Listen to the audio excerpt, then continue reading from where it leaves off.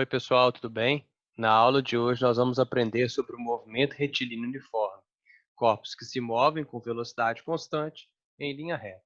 É muito fácil. Bora lá? Como o próprio nome diz, o movimento retilíneo uniforme é um movimento em linha reta e com velocidade constante. Movimento é o contrário de repouso. Movimento é a mudança de posição no tempo. Repouso é aquele objeto que permanece no mesmo lugar ao longo do tempo. Porém, movimento e repouso são classificações relativas, não são absolutas. Não é possível estar em movimento o tempo todo, nem em repouso o tempo todo. Coloquei aqui dois exemplos para que a gente entendesse. Uma pessoa correndo e o referencial seria a pessoa que marca o tempo de corrida. Como eu sei que a pessoa correndo está mudando de posição fisicamente falando?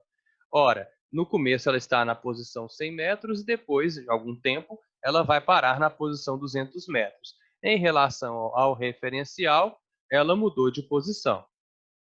É possível estar em movimento e repouso ao mesmo tempo. Como assim? Imagine que dentro desse carro eu tenho o pai e um filho no banco de trás. Esse carro se move com velocidade v. Ambas as pessoas dentro do carro e o próprio carro estão em movimento em relação a essa árvore. Então, nós estamos tomando a árvore como referencial. Em relação à árvore, o pai, o filho e o carro estão se movendo, estão mudando de posição ao longo do tempo. Porém, o pai e o filho estão em repouso um em relação ao outro dentro do carro.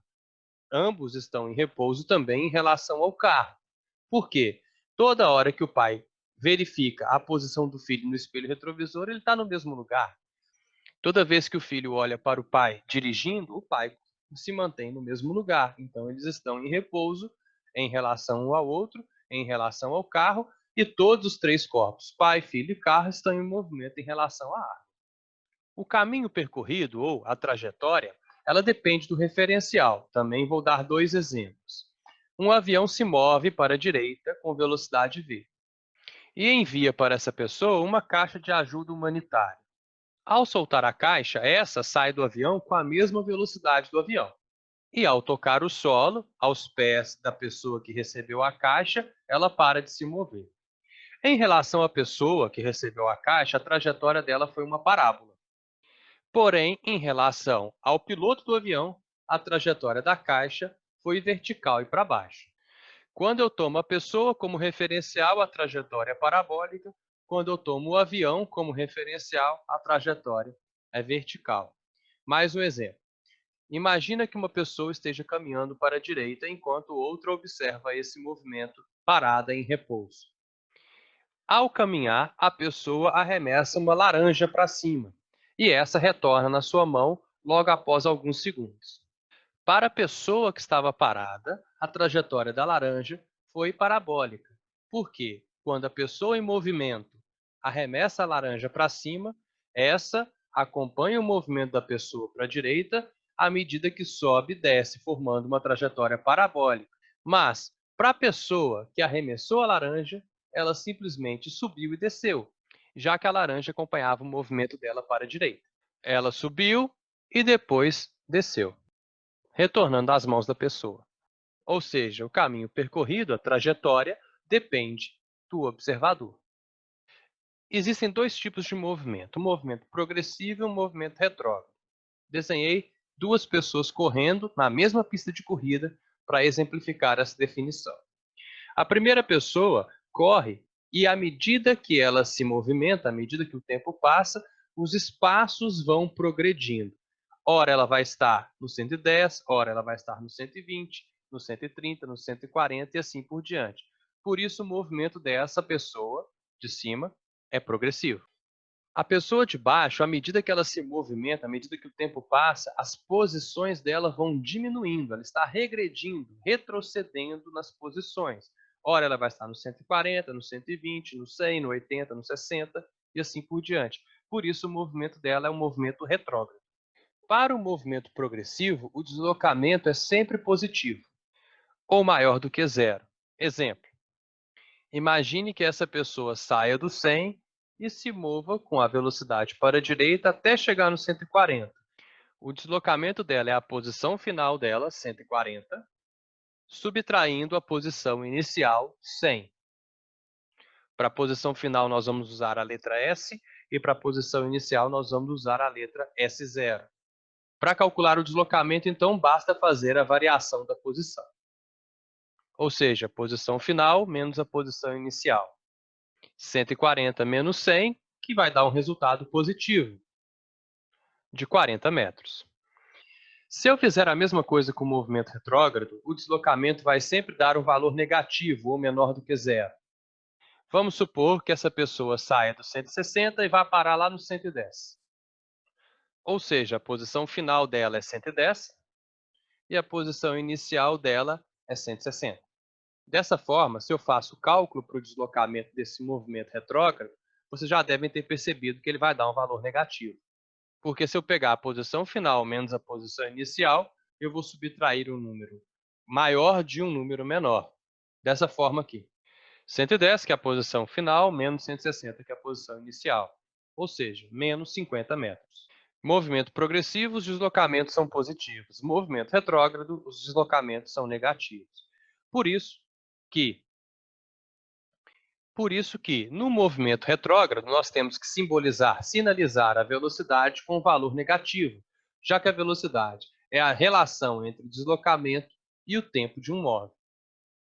No movimento progressivo, nós temos velocidade positiva e no movimento retrógrado, nós temos velocidade negativa. Nós temos 3 tipos de gráfico para qualquer movimento que nós vamos estudar. Gráfico de posição por tempo, gráfico de velocidade por tempo e gráfico de aceleração por tempo. Como que funcionam esses gráficos nesse movimento retilíneo uniforme? O gráfico de posição por tempo pode aparecer de duas formas. Com inclinação positiva, simbolizando um movimento progressivo, e com inclinação negativa, simbolizando um movimento retrógrado. A inclinação desse gráfico representa a velocidade. Por isso que uma inclinação positiva simboliza um movimento progressivo, já que a velocidade nesse movimento é positiva.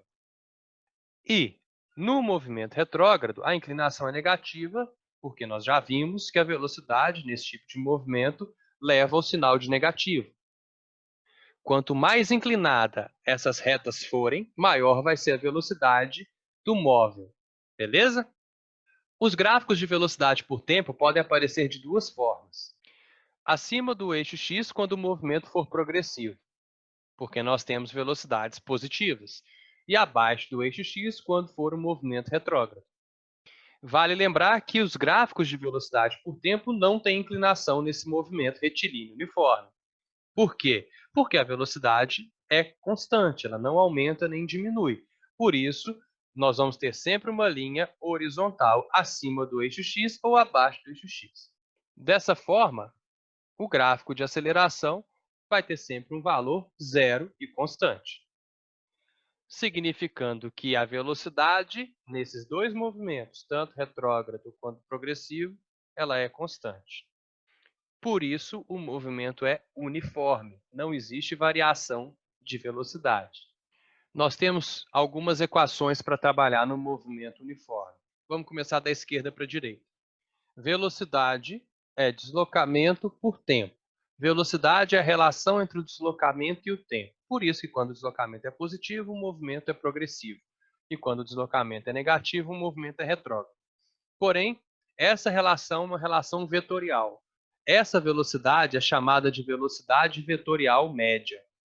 Ela possui módulo, direção e sentido. Essa segunda equação é uma equação que não tem direção nem sentido, é uma equação escalar. A velocidade é igual à distância dividida pelo tempo. Ela é chamada de velocidade escalar média, na qual a gente usa a distância em vez do deslocamento. Vou explicar qual a diferença dos dois. Vamos supor que uma pessoa vá de uma cidade A até uma cidade B, mas ela vai através de estradas e as estradas possuem curvas, certo? Ela olha no odômetro do seu carro e verifica que a distância entre as cidades A e B, a distância que ela percorreu para sair da cidade A e chegar até a cidade B, foi de 100 km. Ou seja, D, a distância, inclui tudo que você fez. Se você andou em linha reta, se você fez curva, tudo. Tudo que você andou fica incluído na distância. Porém, o deslocamento é uma seta, é um vetor que aponta a partir da posição inicial para a posição final. E a gente simboliza o deslocamento com o ΔS, a variação da posição. Dessa forma, com certeza, já que a distância incluiu curvas e o deslocamento é sempre linha reta, nesse caso o deslocamento é menor do que a distância. Essa é a diferença entre distância e deslocamento. A vetorial média inclui o deslocamento e é uma grandeza vetorial. A escalar média leva em consideração a distância e por isso é uma grandeza escalar, como o próprio nome diz. Nós temos uma terceira velocidade, chamada de velocidade instantânea, a velocidade que o corpo possui em um instante de tempo. É a velocidade marcada pelo velocímetro do carro. Essa velocidade é calculada pegando um deslocamento em um período muito curto de tempo, muito pequenininho, quando o ΔT é próximo de zero. Então, nós acabamos fazendo uma velocidade vetorial média, porém num intervalo de tempo muito pequenininho. Como o próprio nome diz, essa é a velocidade que um corpo que se move tem em um instante de tempo. E para finalizar, nós temos aqui a função horária da posição. Ela nos diz como que a posição final de um corpo que se move varia em função do tempo. Se você conseguir escrever a função horária da posição de um móvel, de um corpo que se move, com certeza você vai conseguir responder qualquer pergunta que seja feita em relação ao movimento daquele corpo. Imagine que eu tenho um carro que se move a 60 km/h numa estrada retilínea e plana. Se eu quiser escrever a função horária da posição desse carro, basta eu substituir os valores que vão ser me dados pelo problema, pelo enunciado do problema. A posição desse carro varia em função do tempo da seguinte forma. A posição inicial dele é 100 e a velocidade dele é 60. Essa é a função horária da posição para esse carro. O que significa isso? Por exemplo, daqui uma hora, onde ele vai estar? Basta eu substituir no lugar do t, 1 para uma hora. Daqui uma hora ele vai estar na posição 160 km.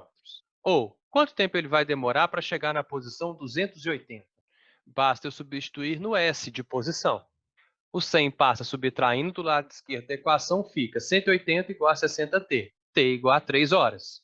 Em 3 horas, ele vai alcançar a posição 280.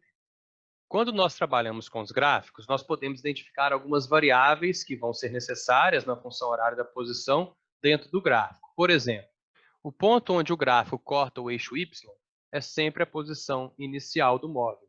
A inclinação desse gráfico é sempre a velocidade. E eu posso calcular essa inclinação fazendo ΔY, ΔX, ou seja, ΔS, ΔT. Se o gráfico for de velocidade por tempo, a área entre o gráfico e o eixo x me indica o deslocamento. Essa área pode ser calculada usando fórmulas de geometria plana. Beleza? Para finalizar, vamos escrever as funções horárias para aqueles dois corredores que a gente usou de exemplo anteriormente. Primeiro, nós vamos calcular a velocidade de cada um deles, fazendo ΔS, ΔT. Para esse, a gente já viu que a variação de posição dele, ou deslocamento, foi de 40 metros. E o intervalo de tempo foi de 3 até 13, ou seja, 10 segundos. Dessa forma, a velocidade dele é de 4 metros por segundo. Agora é só substituir aqui na função horária. A posição dele varia em função do tempo da seguinte forma: 100, que é a posição inicial, mais 4, que é a velocidade, vezes o tempo. A velocidade sempre acompanha a letrinha t nessa função. Agora vamos calcular para o corredor de baixo. Nós já vimos que o deslocamento dele é negativo, pois o movimento dele é retrógrado e vale menos 50 metros. E o intervalo de tempo foi de 2 até 12 segundos, também 10 segundos. Dessa forma, a velocidade dele é de menos 5 metros por segundo. Agora é só substituir na função horária da posição. A posição dele varia em função do tempo da seguinte forma: 160, que é a posição inicial dele, menos 5t. Menos 5 porque ele é um movimento retrógrado e a velocidade dele tem que ser negativa. Eu espero que vocês tenham entendido o que é e como calcular o movimento retilíneo uniforme. Agora, pessoal, é fazer exercício, muito exercício para treinar. Na física, a gente só aprende fazendo exercícios de várias maneiras diferentes. Um abraço e até a nossa próxima aula.